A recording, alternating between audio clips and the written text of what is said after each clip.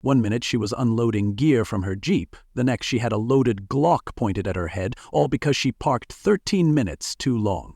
But what Wilder didn't know was that my daughter doesn't just teach Navy SEALs how to survive war zones, she builds them. In under 2 seconds, the weapon changed hands, the power flipped, and the look on his face, that's the moment every tyrant realizes they picked the wrong target. And trust me, this wasn't just about parking. It was the first crack in an HOA empire about to collapse. But first, leave a comment below to let us know where you are watching from, and if you like fascinating stories like this. Don't forget to hit that subscribe button, because tomorrow we have another incredible story. And there are many surprises waiting for you in the next parts. Let me back up, because you need the full picture. I'm Jet Storm, retired NASA aerospace engineer, father of a war machine disguised as a daughter, and longtime prisoner of an HOA where the color of your mailbox has to match your neighbor's soul. My wife and I had lived in Sunny Pines for 15 years, enduring every beige rule in the book. 2-inch grass height limits, drought-friendly flowers that looked like funeral arrangements, and mailboxes that had to be desert neutral, whatever the hell that means. But we played along. That's what you do when you just want peace in retirement. Then Marigold shows up, fresh off a SEAL training op, driving a military-grade Jeep, sleep-deprived but grinning. And everything changed the second she parked in the visitor space for what Wilder claimed was 13 minutes too long. Now, Wilder wasn't real security, he just felt real in his bones. An ex-mal cop with delusions of SWAT glory and a polyester uniform that probably made him feel like Batman. He didn't even knock, just stomped up our walkway like he was about to serve a warrant. Clipboard in one hand, violation notice in the other, barking about HOA Section 4.3 like it was the Constitution. Marigold, ever the professional, tried to explain, "She was helping us with equipment after a PTSD crisis call from one of her trainees. She hadn't even eaten yet." But Wilder wasn't listening. His chest puffed, his sunglasses gleamed, and his pen carved through paper like he was signing someone's eviction. Then came the arm grab. That's where things snapped. He reached out like he had the right to touch her, yank authority out of thin air. Big mistake. In a blur, Wilder found himself off balance, disarmed, and tangled in my wife's rose bushes, citation papers fluttering around him like pathetic confetti. Marigold didn't raise her voice, didn't gloat. She just stood there, cool, professional, utterly done with his nonsense. And that's what made it worse. Because guys like Wilder, they don't just hate being wrong. They hate being outclassed without even landing a punch. That humiliation, it stuck to him like sweat. He left without another word, but I saw it. That twitch in his jaw. That "this ain't over" twitch. And sure enough, not even 20 minutes later, he was back marching up our driveway like he owned the place, only this time he wasn't waving a clipboard. He had a gun. And just like that, the guy who couldn't even spell jurisdiction was standing on our lawn with a loaded weapon and a fantasy badge. Next part? Nothing says, "I'm insecure," like yelling, "You're under arrest," with your hand shaking like a chihuahua in a thunderstorm. Wilder stood 10 feet from my front porch, legs locked like he was trying to grow roots in our front lawn, both hands wrapped around a Glock 19 that looked far too real and far too out of place for a parking violation. His voice cracked like a cheap speaker, barking nonsense about detainment, non-compliance, and the authority vested in me by the Sunny Pines HOA Security Committee. Behind him, flanking him like backup dancers in a low-budget Broadway play, stood Carl Johnson, who once called 911 because his recycling bin wasn't emptied, and Zinnia Ramirez, a new resident who clearly had no idea what HOA clown car she had just climbed into. You could see the confusion on her face. I imagine Wilder told her he was handling a dangerous trespasser, not confronting a decorated military instructor over a Jeep and some Amazon boxes. Marigold didn't flinch. She didn't shout. She didn't even raise an eyebrow. She just stood on the porch with the kind of stillness that only comes from knowing exactly how every possible outcome could play out and how to survive them all. While Wilder's finger twitched dangerously near the trigger, Marigold's mind was already 15 moves ahead. She took in the angle of his stance, the tremble in his wrist. The two witnesses behind him, the neighbors peeking through blinds, and the fact that my wife, Ravina, had frozen behind the living room window with a bowl of mashed potatoes mid-stir. In that moment, I saw something terrifyingly beautiful. My daughter had turned our HOA's little fantasy of power into a real-life tactical scenario. And she wasn't scared. She was focused, controlled, patient. Like a surgeon waiting for the exact moment to cut. She tried diplomacy first, which is hilarious when you remember she once trained people to survive jungle ambushes and underwater demolitions. "Mr. Wilder," she said, calm as ice, "pointing a weapon at an unarmed civilian without cause is a felony. Lower your weapon and let's resolve this like adults." Her voice dropped a half octave. Her stance stayed relaxed but grounded, and even I wanted to obey her. But Wilder, puffed up on authority and adrenaline, mistook her calm for weakness.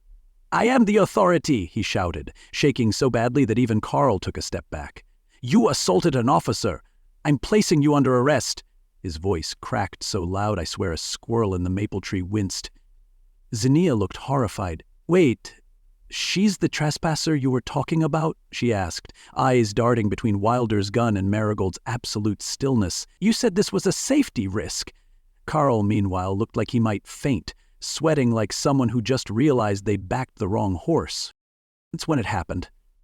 I didn't see her move. I just saw the aftermath. The gun was no longer in Wilder's hands. It was in hers, finger off the trigger, held with perfect discipline. Wilder was on his knees, face first in our lawn, red in the face and shrieking something about lawsuits and resisting security. I swear I heard a neighbor cheer. Marigold didn't gloat. She didn't even blink. She held the weapon like she was holding a coffee cup. "Dad," she said to me over her shoulder, "call the actual police. Tell them I've disarmed a man making a felony threat. The weapon is secured, safety on, chamber cleared." It was all so clean, so surgical, that for a split second I thought maybe, just maybe, this would be the end of it. We'd hand over the weapon, give our statements, and the HOA would finally get the message. We're not the family to harass. But justice doesn't work that way in Sunny Pines. Less than an hour later, we were standing in the local police station giving our statements when the whole room changed. Uniformed officers, who were calm and respectful, started glancing at each other, muttering behind clipboards. Then they arrived, Nancy Weber, the HOA queen herself, in a pantsuit that screamed corporate fraud, and Police Chief Thompson, a man whose handshake I'd once endured at a neighborhood barbecue. Now he walked in like he owned the precinct, reviewed the paperwork with a glance, and said the words that still make my blood boil. "There seems to have been a misunderstanding," Thompson muttered, as if Marigold had borrowed a pen without asking. "Mr. Wilder was conducting official HOA security operations when he was assaulted. Then, I swear to God," he clapped Wilder on the back and handed his damn gun back to him, like it was a forgotten lunchbox. Like none of it had happened. That's when we knew we weren't in a neighborhood, we were in a racket. And it was time to raise hell.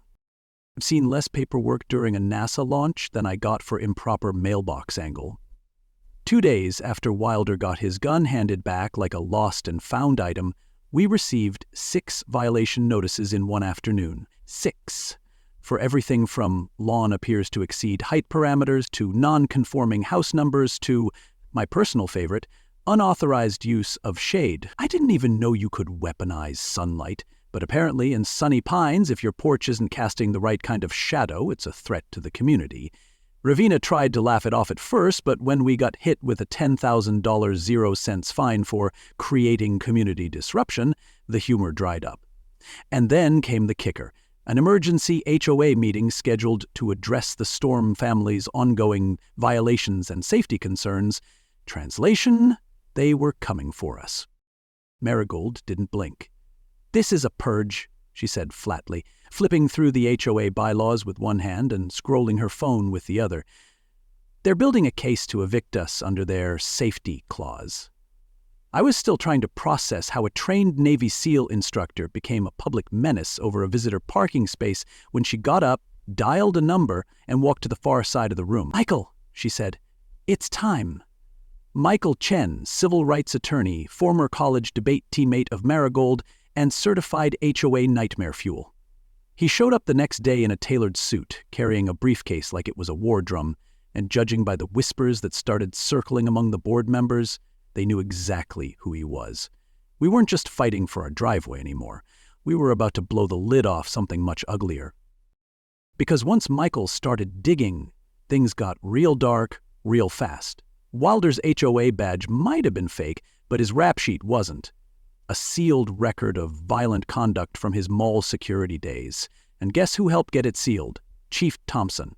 Turns out the HOA and the local police had been playing footsie for years.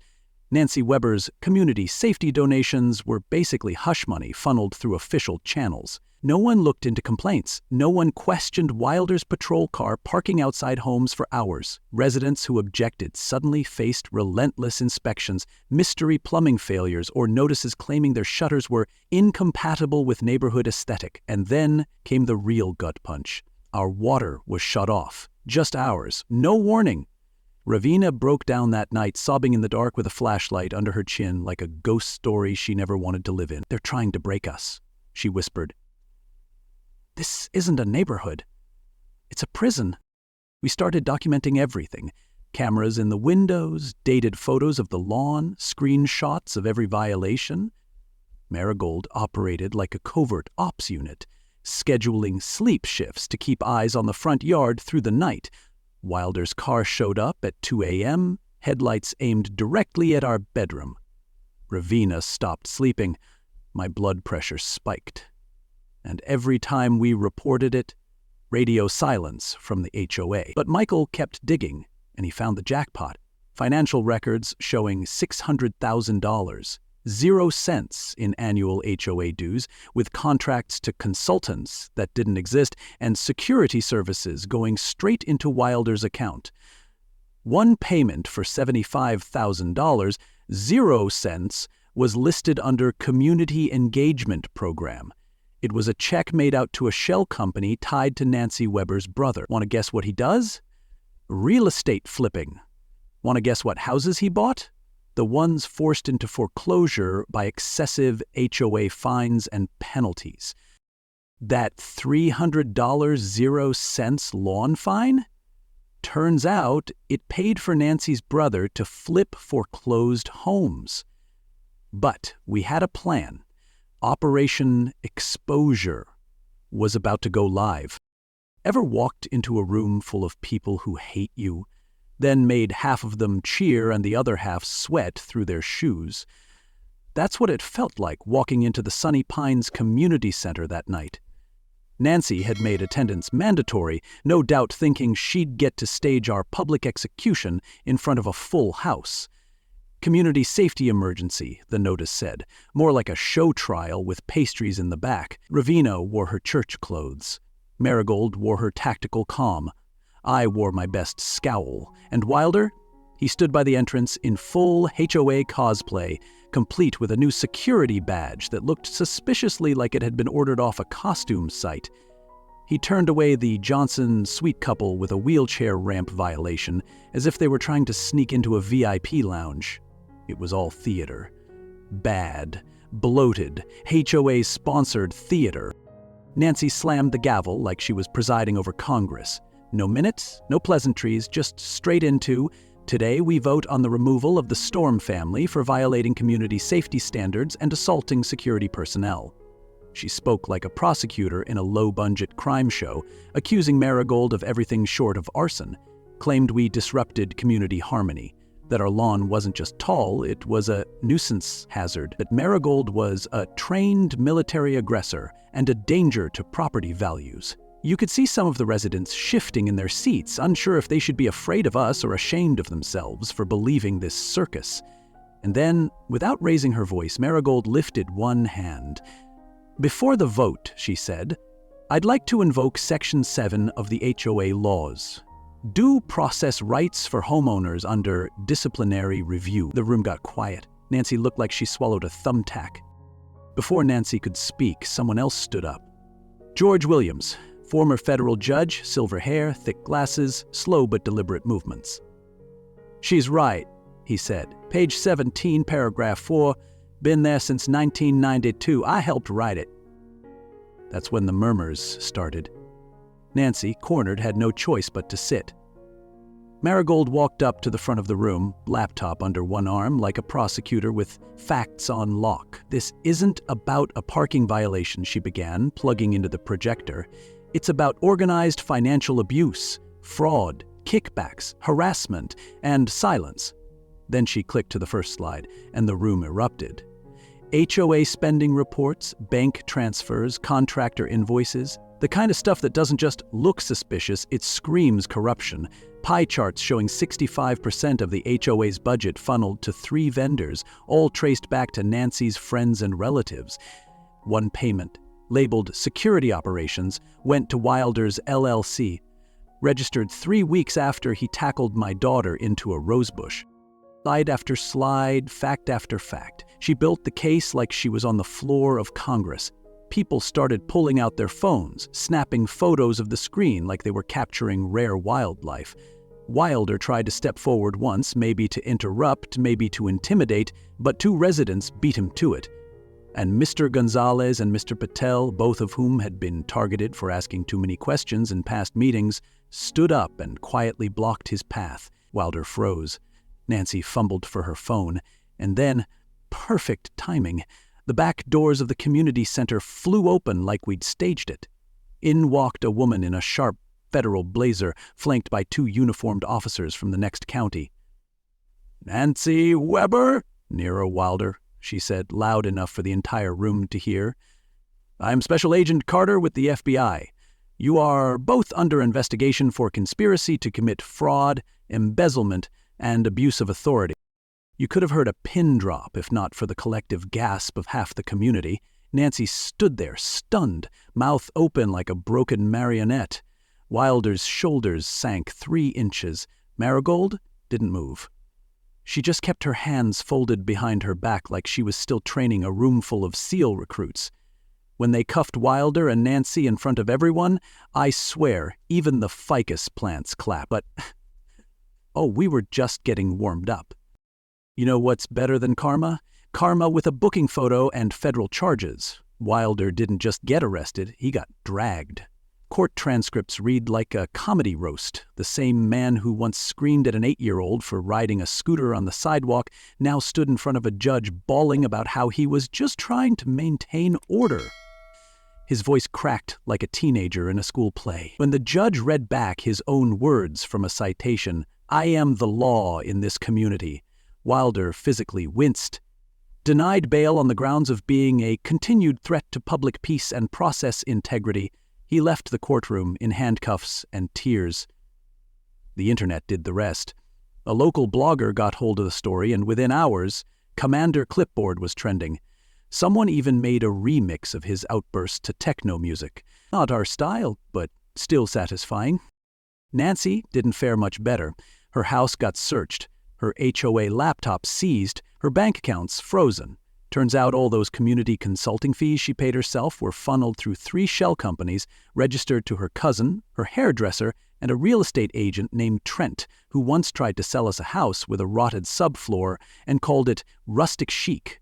The FBI traced over $300,000, 0 cents in embezzled HOA funds, to Nancy's personal accounts. She lawyered up fast, but it didn't help. The evidence was bulletproof, and the judge had no patience for suburban royalty in pearls trying to play victim. Watching her perp walk out of the Sunny Pines clubhouse, in front of the very people she used to threaten with rule violations, that was justice with a capital oh hell yes.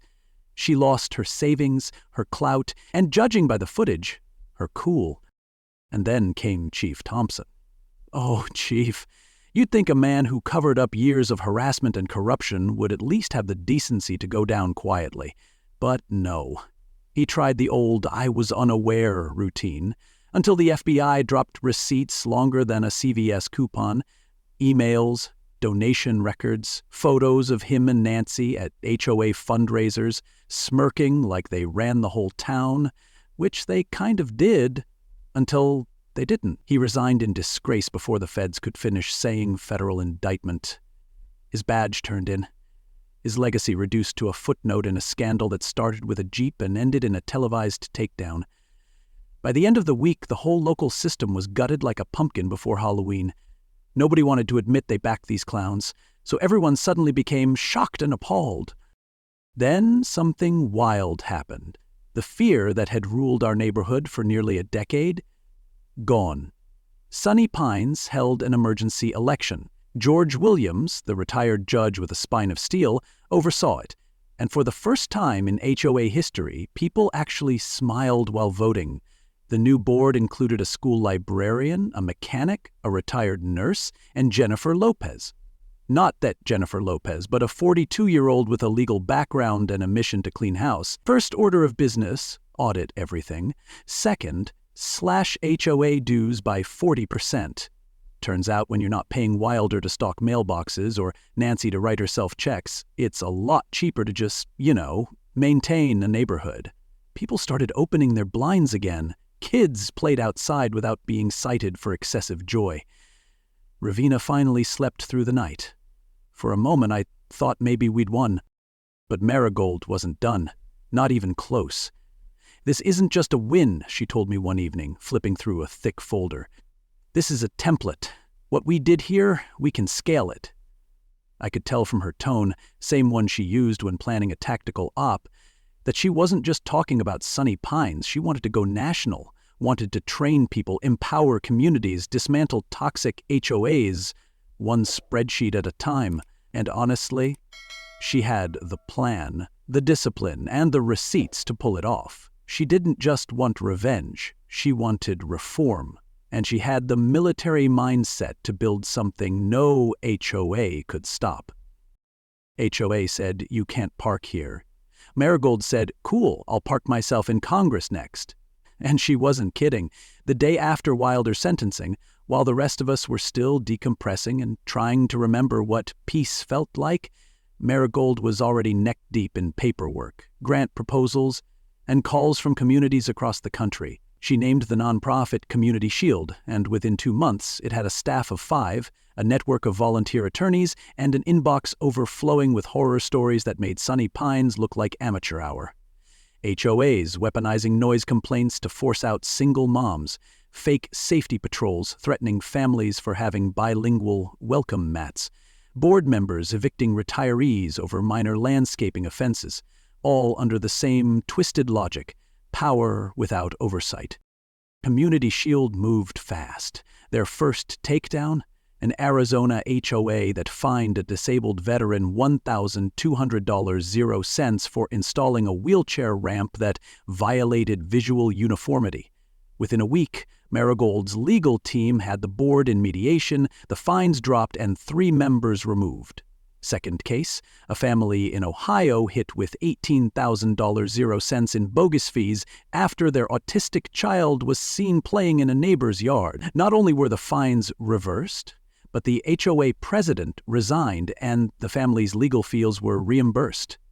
By the end of year 1, Community Shield had assisted in 31 major HOA overhauls, won back over $2,400,000.00 in resident refunds, and helped rewrite 12 sets of bylaws to include mandatory audits, clear resident appeal processes, and term limits for board members. Not bad for something that started with a Jeep and a man with a fake badge.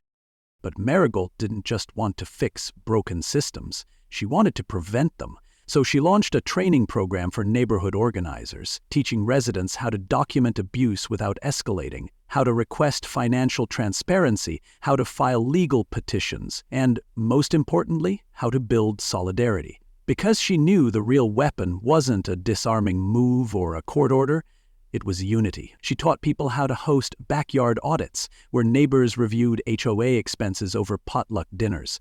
She created digital toolkits with letter templates, complaint trackers, and phone scripts for confronting rogue boards with calm, lawful persistence. It spread like wildfire. From North Carolina to California, people were printing out her Rights Without Rage guide and using it to push back on everything from arbitrary tree removals to illegal surveillance.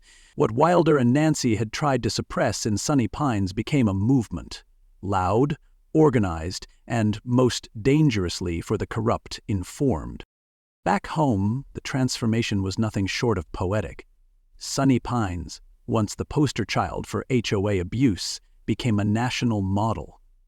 Our new board implemented term limits, mandatory quarterly audits, open-door meetings with minutes emailed to every resident. Fees stayed low, services improved, and petty citations disappeared. Kids chalked the sidewalks without fear. Neighbors who used to whisper now gathered openly in the community garden built on the patch of land where Nancy once banned tomatoes for being aggressively red.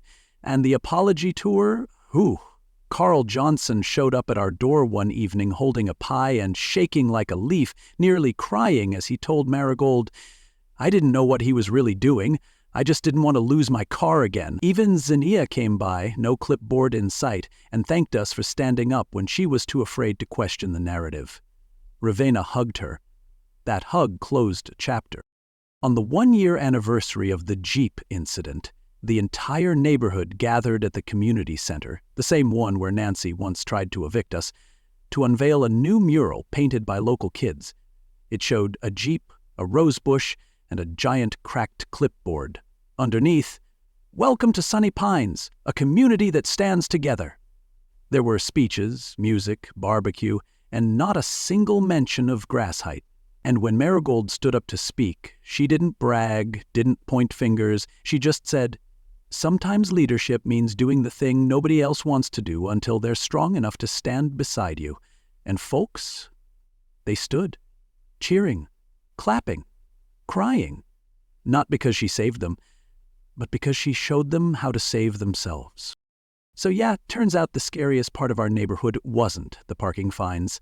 It was how easy it is for power to rot. But now, we've got tools, stories, and one hell of a Navy SEAL daughter. Let 'em try us again.